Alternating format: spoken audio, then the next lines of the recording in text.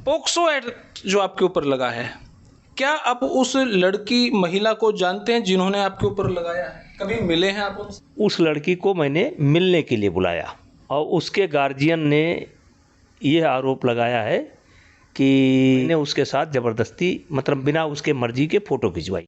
क्या आपके ऊपर पहले कभी महिला छेड़खानी का भी आरोप लगा है? और इसको लेकर के भी मेरे ऊपर 2-4 मुकदमे लिखवाए गए। WFI को भंग भी कर दिया, अब ये भी मामला चला है। कोई WFI नहीं भंग है, भंग नहीं। कोई WFI नहीं भंग है। WFI को कोई भंग कर ही नहीं सकता।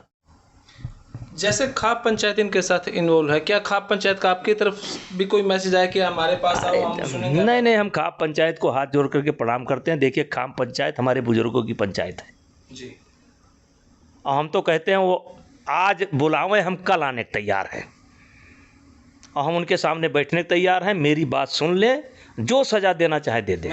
अब जो फोगाट बहनें हैं, जो बजरंग पुनिया है, मान लो ये राजनीति का शिकार हो गई किसी गलत फहमी में, जैसे भी करके कल को सुप्रीम कोर्ट की तरफ से ये भी आ जाता है कि आपके ऊपर भी कोई आरोप सिद्ध नहीं हो पाता, तो आपका रिएक्शन क्या होगा? कि जिस दिन ये ठंडे मन से सोचेंगे, लौट करके घर जाएंगे, तो इनका गुस्सा हमसे ज़्यादा गुस्सा इनका उनके ऊपर होगा जिन्होंने इनके कंधे पर रख करके बंदूक चलाई। ये बच्चे मुझे प्रिय हैं, ये मेरी बेटी के समान हैं, ये मेरे बेटे के समान। सारे भैया ने भाई मेरी राम राम। मैं Jagdeep Sharma step up chaser YouTube channel पर आपका स्वागत करता हूं। भाई पूरे हरियाणा में नहीं, पूरे देश में, बाकी विदेशों तक भी खबर जारी है पहलवानों का मुद्दा, उनके शोषण का मुद्दा। अब कितनी सच्चाई है कितनी नहीं, क्योंकि इस मामले पे दो भागों में बटा हुआ है ये। अगर हम सोचे सच्चाई है तो कहीं ना कहीं मात्रा ज़्यादा होनी चाहिए, प्रतिशत ज़्यादा होना चाहिए, वहाँ पे एक तरफा ज़्यादा होना चाहिए। हालांकि ऐसा एक तरफा है नहीं। जैसे हम घर पे बैठे बैठे यूट्यूब, मोबाइल, फेसबुक देखा ना, तो दो पक्ष वहाँ पे बटे हुए हैं, तो हम ये नहीं कह सकते कौन सच्चा है कौन झूठा है। आज मैं आया हूँ हमारे ब्रिजभूषण जी के पास, उनसे जानेंगे कुछ बातों की सच्चाई। सर नमस्कार। प्रणाम। नमस्कार।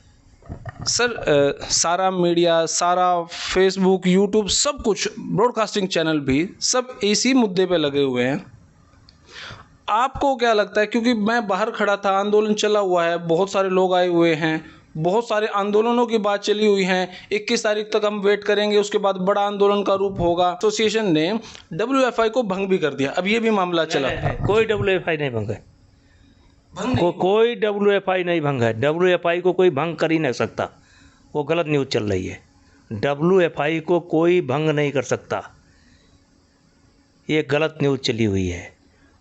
हाँ, जो आईओ ने चुनाव कराने के लिए एक त्रिस्तरीय समिति बनाई है, जिसमें 2 सदस्य आईओ के हैं और एक जज का नाम आना है जो अभी आया नहीं है। उनको 45 दिन के अंदर इस चुनाव को कराना है। उसके लिए जो पेपर मांगे जा रहे हैं, जो भी ज़रूरत है फेडरेशन के पास, जो भी कुछ जैसे रिकॉर्ड है या ट्रायल कराना है, तो उसमें कोच कौन होंगे, वो ज़रूरी कागजात हमसे मांगा गया और शुरू से ही हम सपोर्ट कर रहे हैं। जब सरकार ने 2 कमेटी बनाई थी, ओवरसाइट कमेटी, तब भी हमने सपोर्ट किया था और अब जो चुनाव कराने के लिए समिति बनी है उसको भी हम सपोर्ट कर रहे हैं और कोई फेडरेशन भंग नहीं है। कोई फेडरेशन भंग नहीं है, फेडरेशन को कोई भंग ही नहीं कर सकता। ये स्वायत्त संस्था है, चुनी हुई फेडरेशन है। अगली फेडरेशन जब चुन करके आएगी, अपना हम हैंडओवर कर देंगे। कोई फेडरेशन भंग नहीं है। ये बड़ी खबर जो अभी तक चली हुई है, यहाँ पर भाषणबाजी में भी पहली हमारी जीत हुई, ऐसा पहलवानों का कहना था, लेकिन यहाँ पे आके पता चला कोई फेडरेशन WFI कोई भंग नहीं हुई। कर्नाटक इलेक्शन भाजपा हार गई, फेडरेशन भंग होगी, जीत पे जीत, इस तरीके के जो कयास लगाए जा रहे थे वो अभी तक झूठे हैं। बड़ी अजीब अफवाहें हैं। खैर, पोक्सो एक्ट जो आपके ऊपर लगा है, क्या आप उस लड़की महिला को जानते हैं जिन्होंने आपके ऊपर लगाया है? कभी मिले हैं आप उनसे? नहीं, जहाँ तक ये जानकारी है कि झारखंड के अंदर 2022 में कोई टूर्नामेंट चल रहा था जी।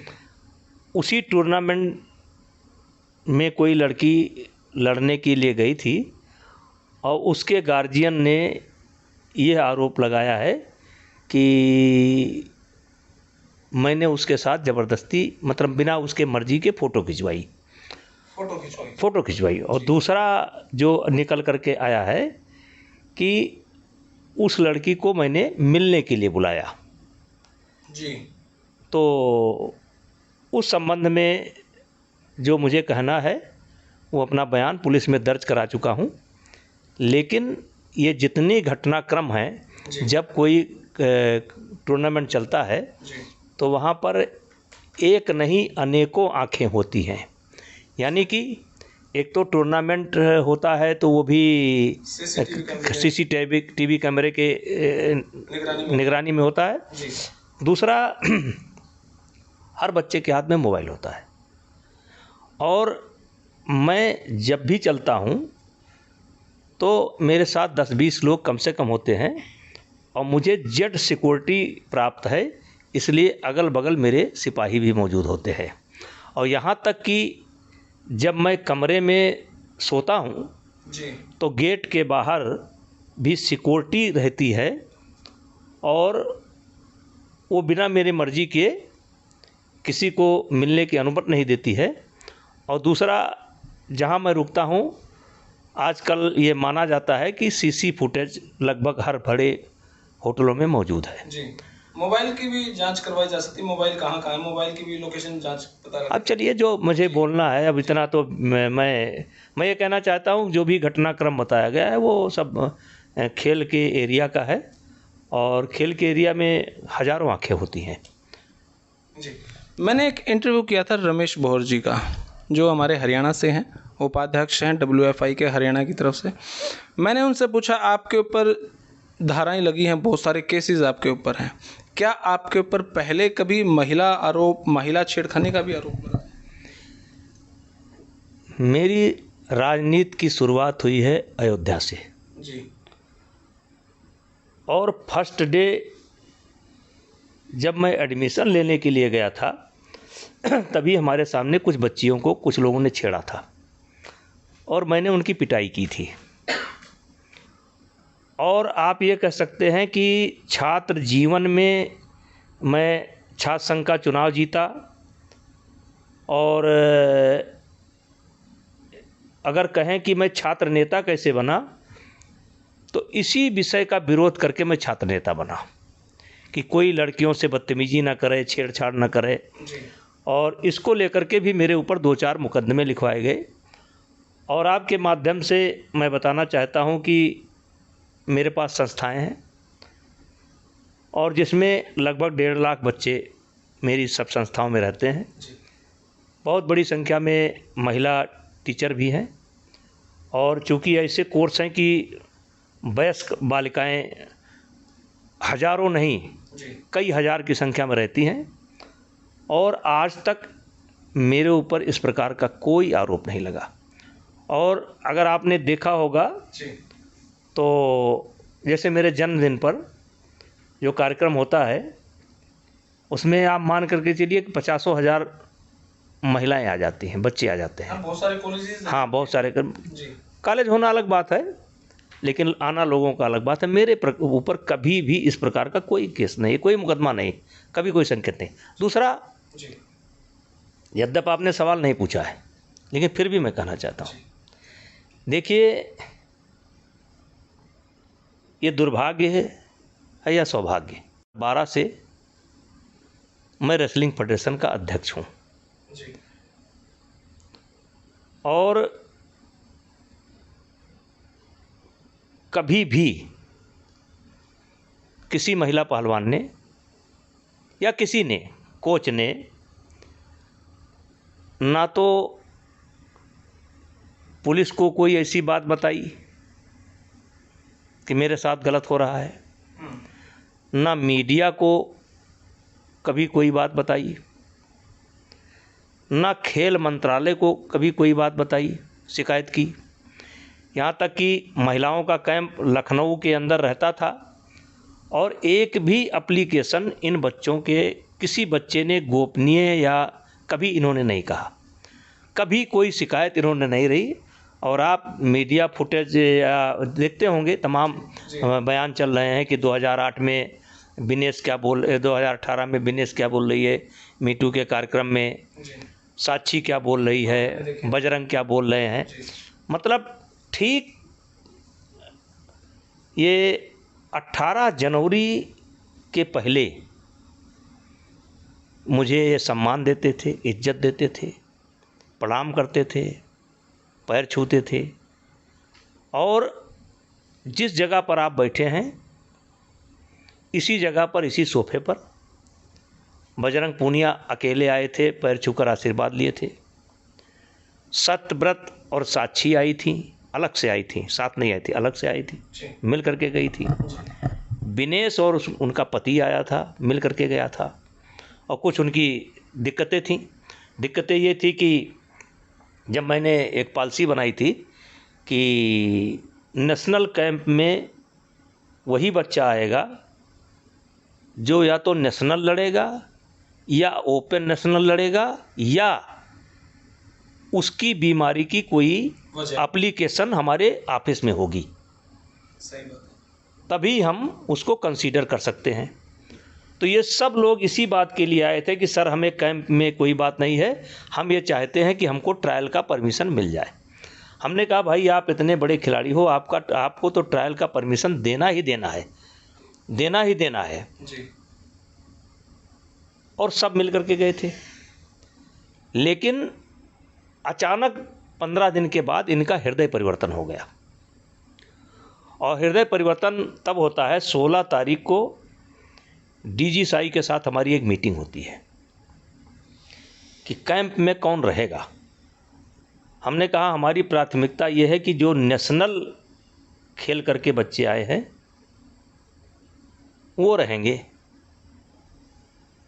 तो साई के तरफ से ये बात उठाई गई कि ये 6-7 खिलाड़ी हैं जो टॉप के स्कीम में हैं, अच्छे खिलाड़ी हैं, जिन पर भारत सरकार करोड़ों रुपया खर्च करती है साल में, करोड़ों, लाखों नहीं, करोड़ों खर्च करती है। तो इनको कैसे कैंप में लाया जाए। तो हमने कहा देखिए उन बच्चों का नाम काट करके तो मैं इनको कैंप में नहीं ला पाऊंगा, लेकिन एक रास्ता ये है कि ये बच्चे टॉप के हैं। एक टॉप स्कीम है भारत सरकार की कि आप टॉप से इनका खर्चा दे दीजिए और मैं अपना रिकमेंडेशन दे देता हूं कि मुझे कोई आपत्ति नहीं है, इनको कैंप में डाल दीजिए, लेकिन इनका खर्चा हमारे कुश्ती के बजट से नहीं कटेगा, टॉप के स्कीम से कटेगा, क्योंकि इन्होंने न नेशनल खेला है न ओपन नेशनल खेला है।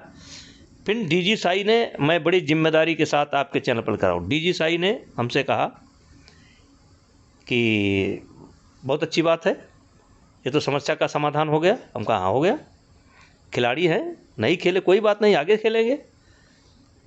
तो उन्होंने कहा जरा एक बार हम खिलाड़ियों से बात कर लें जी। और भाई साहब 17 तारीख को डीजी साई खिलाड़ियों से बात करते हैं और 18 तारीख से धरना प्रारंभ हो जाता है।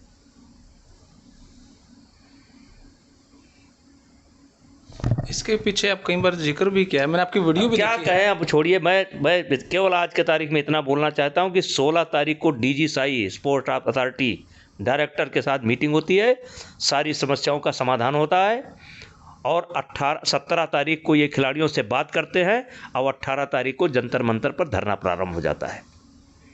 और 15 दिन के अंदर ये सारे खिलाड़ी इसी सोफे पर बैठ करके गए थे और तब इनके साथ यौन उत्पीड़न नहीं हुआ था।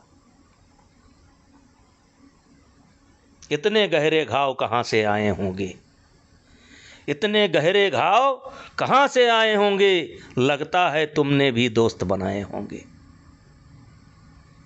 जी।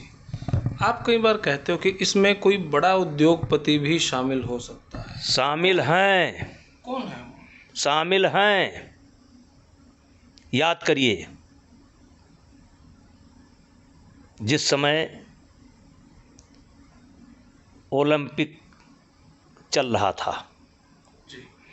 उस समय देश की मीडिया ने मुझसे सवाल किया था कि आप खुश हैं। हमने कहा खुश हैं, लेकिन इस रिजल्ट से संतुष्ट नहीं है। क्यों? हमने कहा हम ये मान करके चलते थे कि 4 मेडल कम से कम और 5 मेडल का सपना लेकर के हम यहाँ आए थे। और उसी समय मैंने आरोप लगाया था, 2 लोगों का नाम लिया था, 2 कंपनियों का नाम लिया था कि उन्होंने हमारे मेडल खा लिए। उन्होंने हमारे मेडल खा लिए। 2 कंपनियों का नाम मैंने लिया था कि उन्होंने हमारे मेडल खा लिए। कौन सी वो तो कंपनी? चलिए देख लीजिएगा, फुटेज निकाल लीजिएगा, इस समय बोलने की ज़रूरत नहीं है। मैं आपसे एक बात जानना चाहता हूँ। अब जो फोगाट बहनें हैं, जो बजरंग पुनिया है, मान लो ये राजनीति का शिकार हो गई किसी गलत फहमी में, या जैसे भी करके कल को सुप्रीम कोर्ट की तरफ से ये भी आ जाता है कि आपके ऊपर भी कोई आरोप सिद्ध नहीं हो पाता, तो आपका रिएक्शन क्या होगा इस पहलवानों के प्रति? देखिए के यूज किए गए हैं। ये हमारी बच्चियां यूज की गई हैं, इनको बरगलाया गया है। और इसीलिए आज के 4-5 दिन पहले एक अधिकारी यहाँ पर आया था और उससे बजरंग की हाथ टाक हुई। बजरंग ने कहा, जहाँ तक मुझे सूचना है जी, मेरे पास प्रमाण नहीं है जी, आप ही लोग प्रमाण हो जी, बजरंग ने कहा कि आप मुझको फंसा करके आज दिखाई पड़े हो। आप मुझको फंसा करके आज दिखाई पड़े हो। आपने तो कहा था कि बैठ जाओ धरने पर, ऊपर मेरी बात हो चुकी है, आज दिखाई पड़े हो। तो उस अधिकारी ने बजरंग का हाथ पकड़ा, पीछे ले गया, धरने के पीछे ले गया और फिर समझाया बुझाया गया वगैरह वगैरह। मेरा इन बच्चों, ये बच्चे चाहे विनेश हों, चाहे बजरंग हों, चाहे साक्षी हों या और बच्चे जो हों, जी, इनकी कामयाबी में थोड़ा सा हाथ मेरा भी है। ज़्यादा तो नहीं है, जी, लेकिन थोड़ा सा हाथ मेरा भी है। थोड़ा सा हाथ मेरा भी है। ये फंस गए, इनको फंसाया गया। और दलदल में जब पैर धंस जाता है तो उस पैर को निकालने के चक्कर में आदमी और धंस जाता है। तो ये धंसते गए, ये यूज हो गए, इनको यूज किया गया। आपके हिसाब से अब इनको क्या करना चाहिए? अब क्या हो सकता है? क्या हो सकता है? हम जानते हैं इनको हमारे ऊपर कम गुस्सा है। जिन लोगों ने इनको फंसाया उनके ऊपर ज़्यादा गुस्सा है। धरने की परमिशन किसने ली थी? बबीता फोगाट। जी, पंचायत कराने कौन आई थी? बबीता फोगाट। इनके कहने पर कमेटी का सदस्य किसको बनाया गया बाद में? बबीता फोगाट। हम तो गाली सुन रहे हैं। चलो भाई, मेरे ऊपर 30-32 मुकदमे पहले के थे। जी, वैसे आज के तारीख में कोई मुकदमा विचाराधीन नहीं है। राम जन्मभूमि आंदोलन के दौरान मेरे ऊपर कई मुकदमे लिखे गए। जिस समय देश में इमरजेंसी लगी थी उस समय मेरे ऊपर कई मुकदमे लगे गए। जब बचपन में मैं इन बच्चों के साथ कोई छेड़छाड़ करता था तब इतना बड़ा कानून नहीं था, उसमें मेरे ऊपर कई मुकदमे लिखे गए। सबसे सौभाग्यशाली आदमी मैं हूँ कि सन 1974 में मेरा घर गिराया गया। अपने ही घर गिराए जाने के मुकदमे मेरे ऊपर लगे, मेरे पिताजी बंद हुए, हम बंद हुए, तो मुकदमों से तो मेरा नाता है। मैं कोई संत नहीं था, ये बचा था, ये भी लग गया। लेकिन जैसे एक दिन आपने मेरा वक्तव्य सुना होगा, मैंने कहा कि प्रियंका जी की मैं बहुत इज्जत करता हूँ जी। और मैंने ये कहा था कि प्रियंका जी के सामने जिस दिन ये असलियत आएगी, उस दिन उनकी नाराज़गी मुझसे कम होगी, भारतीय जनता पार्टी से कम होगी। उनकी नाराज़गी सबसे ज़्यादा दीपेंद्र हुड्डा से होगी कि आप कहाँ ले जा करके मुझको फंसा दिए। वैसे मैं कह रहा हूँ कि जिस दिन ये ठंडे मन से सोचेंगे, लौट करके घर जाएंगे, तो इनका गुस्सा, हमसे ज़्यादा गुस्सा इनका उनके ऊपर होगा जिन्होंने इनके कंधे पर रख करके बंदूक चलाई। ये बच्चे मुझे प्रिय हैं, ये मेरी बेटी के समान हैं, ये मेरे बेटे के समान हैं और मैंने कुछ किया है। और मैं फर्स्ट डे से कह रहा हूँ, मैंने कहा था कब हुआ, कहाँ हुआ, किसके साथ हुआ। फिर कहा था एक भी प्रकरण अगर साबित हो जाएगा तो मैं फांसी पर लटक जाऊंगा। किसी व्यक्ति के खिलाफ FIR लिखी जाती है, अगर 2 घंटा 3 घंटा लेट हो जाए तो सोच सकता है, तो उस व्यक्ति को फ़ायदा मिलता है कि 2-3 घंटा सोच समझ करके FIR लिखाई गई है। जी। ओवरसाइट कमेटी जब बनी तो इसमें ये महिला खिलाड़ी नहीं थी, ये नाबालिग लड़की नहीं थी जी। मैं ना ओलंपिक के सामने, आयोग के सामने ये पेश हुई है, ना ये जो जिसमें बबीता थी उसमें पेश हुई है। और मैंने एक कैसेट भी दिया है सबूत के तौर पर कि बजरंग पूनिया किसी लड़की से बात कर रहे हैं कि कैसे भी हो कोई लड़की खोजो। मैं एडवांस में दे चुका हूँ। और फिर आप देखिए कि 3 महीना बाद खोज करके एक लड़की लाई गई और FIR लिखाया गया। यहाँ तो 3 महीना से सोचा जा रहा है और एक नहीं अनेकों लोग मौजूद हैं। चूँकि उनके पास कोई प्रूफ नहीं है इसलिए मैं बात नहीं मानता कि जिनसे इन लोगों ने कहा कि कोई लड़की लाओ, किसी भी शर्त पर लाओ। तो मैं तो 3 महीने के बाद भी भोग रहा हूँ। अगर इससे अच्छा होता कि उसी समय FIR हो गई होती तो शायद ये पास्को एक्ट मुझ पर न लगता। जी। समाजवादी पार्टी, बहुजन समाज, बात करें क्षत्रिय समाज आपके साथ है। वो कहता है कि अगर ये 1000 ट्रैक्टर लाएंगे तो हम 4000 JCB मशीन ले आएंगे। क्षत्रिय समाज को आप क्या मैसेज देना चाहोगे? देखिए, दिवांग जी जब मेरा इंटरव्यू ले रहे थे जी और उन्होंने क्षत्रिय कहा जी, तो मैंने कहा कि जिस दिन आप मुझे केवल क्षत्रिय नेता कहेंगे, जी, मानेंगे, उस दिन मुझे बहुत तकलीफ़ होगी। मैं क्षत्रियों का ही नेता नहीं हूँ, मैं सबका नेता हूँ, मैं गरीबों का नेता सही हूँ। बात है। और मुझसे जो लोग भी मिलने आते हैं, देखिए मैंने कोई आह्वान नहीं किया है। हाँ, आपका कोई आह्वान अभी तक नहीं आया, कोई आह्वान मैंने नहीं किया। जी।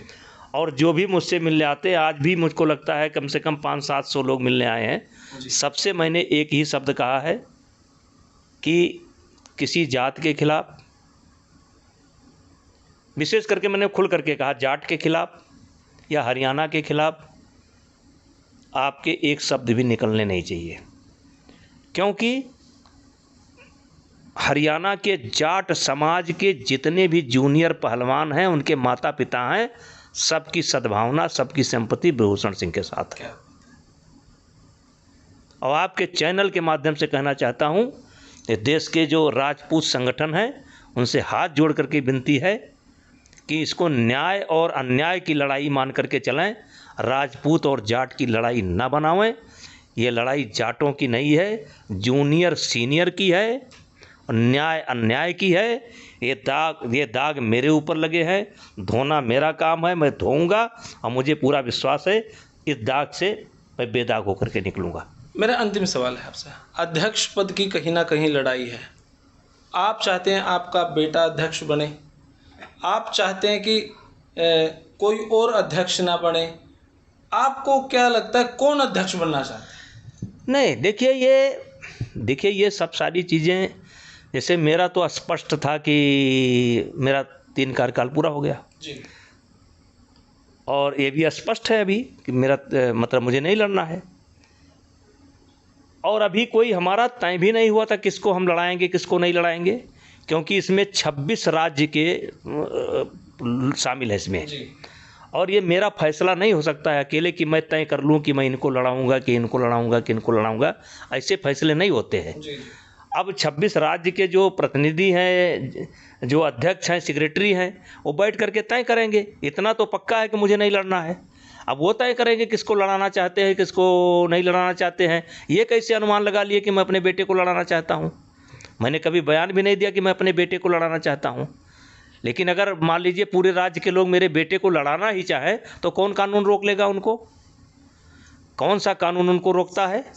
अगर राज्य के लोग हमारे बेटे को लड़ाना चाहते हों, उसके पक्ष में हो, तो कौन सा कानून है कि हमारे बेटे को आप रोक लोगे? लेकिन मैंने कोई फैसला नहीं किया कि बेटे और मेरे बेटे से इनको बेटे को मैंने कोई फैसला नहीं किया मैं अपने बेटे को लड़ाऊंगा।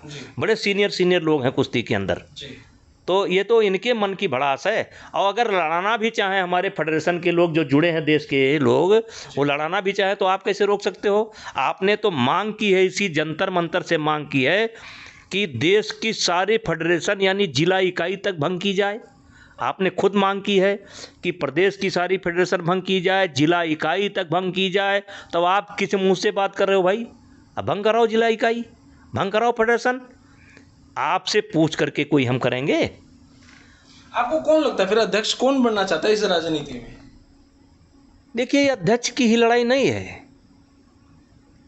ये बताए हम आपसे कि ये धीरे धीरे फंसते गए और धीरे धीरे लोग आते गए। अब जैसे आम आदमी पार्टी आई, दिल्ली यूनिवर्सिटी के वो गैंग टुकड़े टुकड़े गैंग आए, शाहीन बाग वाले आए, आपके पंजाब वाले बाग वाले आए, किसान वाले आए। ये शिकार होते गए। और हमने तो नहीं कहा था, इन्होंने ही आह्वान किया कि देश की कोई पार्टी आ सकती है। हमने तो नहीं आह्वान किया, इन्होंने आह्वान किया कि कोई भी आ जाओ, सब आए। तो ये अध्यक्ष से निकल गया। ये जब वहाँ नारा लग गया कि मोदी तेरी कब्र खुदेगी, आज नहीं तो कल खुदेगी। उत्तर प्रदेश के मुख्यमंत्री जी का मजाक उड़ाया गया एक अपराधी के द्वारा।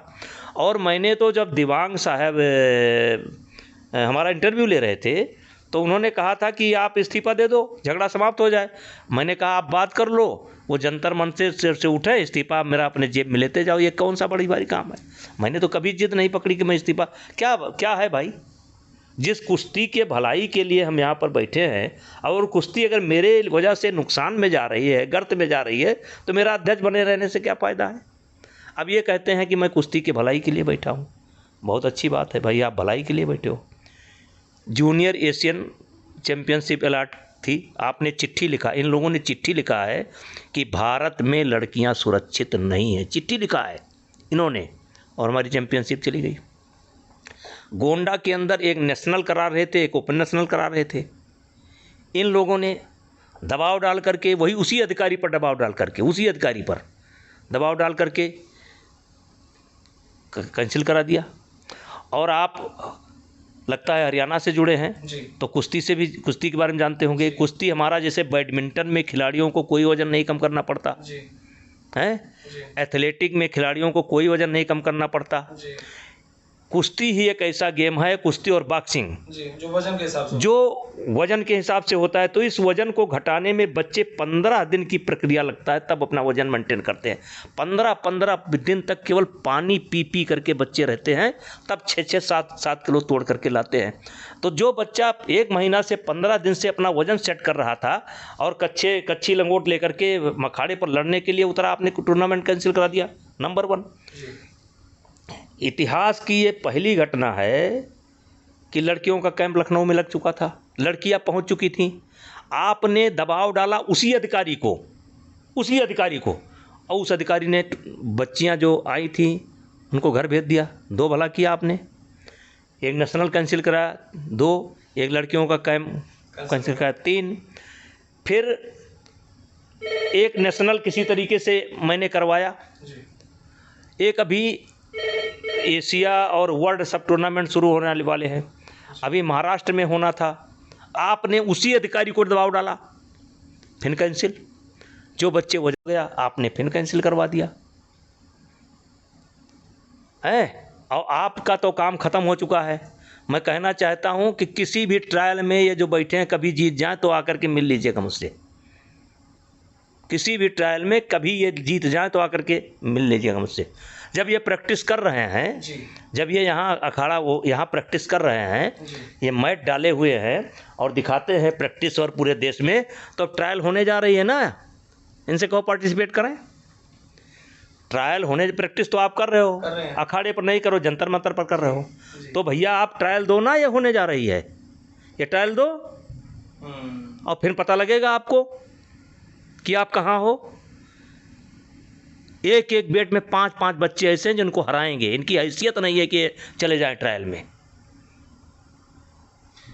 जैसे खाप पंचायत इनके साथ इन्वॉल्व है, क्या खाप पंचायत का आपकी तरफ भी कोई मैसेज आया कि हमारे पास आओ, हम सुनेंगे? नहीं, हम खाप पंचायत को हाथ जोड़ करके प्रणाम करते हैं। देखिए, खाप पंचायत हमारे बुजुर्गों की पंचायत है जी, और हम तो कहते हैं वो आज बुलावें, हम कल आने को तैयार हैं और हम उनके सामने बैठने को तैयार हैं। मेरी बात सुन ले, जो सज़ा देना चाहे दे दे। मैंने वीडियो देखी थी आपने। मैं कह रहा हूँ, देखिए वैसे तो मैं जाने वाला नहीं हूँ, लेकिन अगर वो कहें कि नहीं तुम आ जाओ, तो मैं आज बुलावे कल आ जाऊँगा।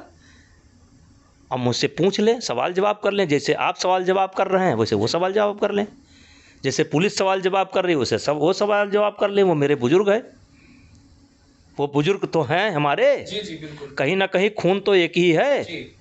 तो पूछ लेंगे वो। अगर मैं गुनाहगार हूँ तो जो सज़ा देना चाहें वो दे दें, वहीं दे दें या बाद में दे दें। अब खबरें चली कि 21 या 25 के बाद बड़ा आंदोलन की तैयारी होगी। अब ये उनकी मर्जी है, ये उनकी मर्जी है, उसमें मैं उनकी कोई मदद नहीं कर सकता। ये उनकी मर्जी है। ये हमारे बच्चे जिनको बड़ा बनाने में थोड़ा सा सहयोग मेरा भी है,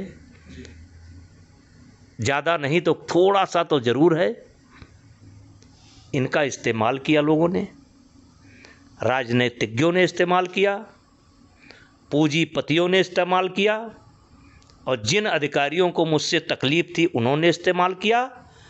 और ये बच्चे ऐसे ही फंसते गए जैसे दलदल से पैर निकालने के लिए आदमी ताकत लगाता है तो दूसरा पैर अंदर चला जाता है। आज यही स्थिति है। मैं इसमें इनकी क्या मदद करूं, क्या कहूं।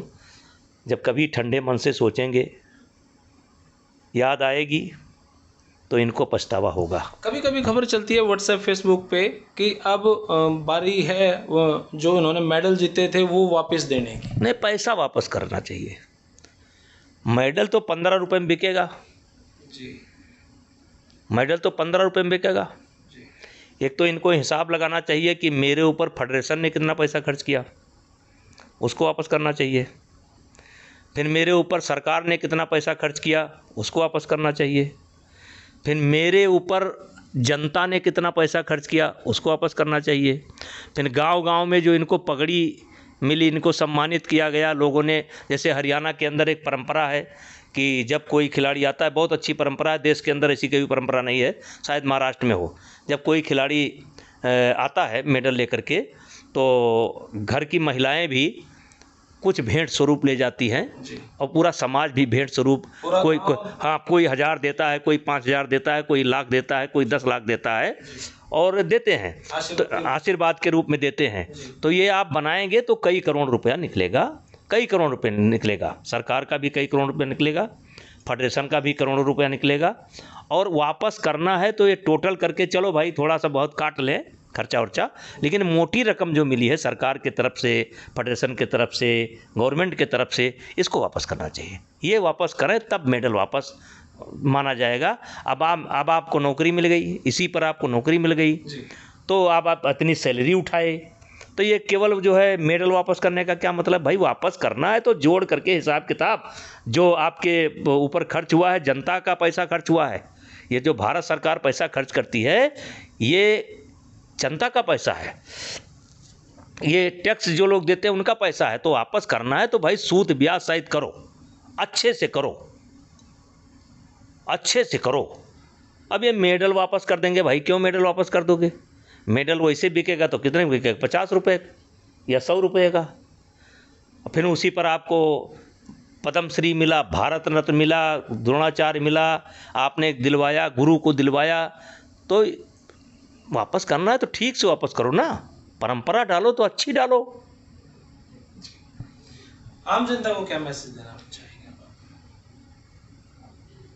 आम जनता से मेरा यही कहना है कि ना मेरे पक्ष में आने की ज़रूरत है, ना इनके पक्ष में जाने की ज़रूरत है। आपको भारत के संविधान का भरोसा करना चाहिए, न्यायपालिका का भरोसा करना चाहिए, जांच एजेंसी का भरोसा करना चाहिए। और मैंने तो 15-20 दिन पहले ही इनसे कहा था कि अभी जल्दी है, अभी मौका है कि अभी चले जाओ और कह दो कि पुलिस से मतलब मुझे उम्मीद नहीं है तो सीबीआई की जांच करा लो। मैं बोल चुका हूँ एक बार, क्योंकि बाद में आप बोलोगे तो अब फिर पता लगा 20-25 दिन 30 दिन ये जांच कर रहे हैं, फिर आप कहोगे सीबीआई से कराओ। तो मैंने आज के 20 दिन पहले बोला था कि अगर पुलिस के ऊपर आपको कोई संदेह है और आप संदेह करोगे क्योंकि आप बोल रहे हो, तो अभी से सीबीआई पर चले जाओ, या और कोई एजेंसी जो बनती हो, जो एजेंसी बनती हो यहाँ हमारे देश के अंदर हो, जो काम करती हो। भाई बाहर की कोई एजेंसी तो आएगी नहीं, तो उससे जांच करा लो। बहुत बहुत शुक्रिया सर। बहुत बहुत। तो भाई ऐसा इंटरव्यू आज तक ना कभी आपने देखा होगा, ना शायद किसी ने करा होगा, लेकिन बात साफ थी, बिल्कुल क्लियर थी और इसके बाद कोई दो राय बचता नहीं। आप अपने रेकमेंड बॉक्स में जरूर दें। तब तक के लिए धन्यवाद। जय हिंद, भारत माता की जय। थैंक यू मेरे भाई।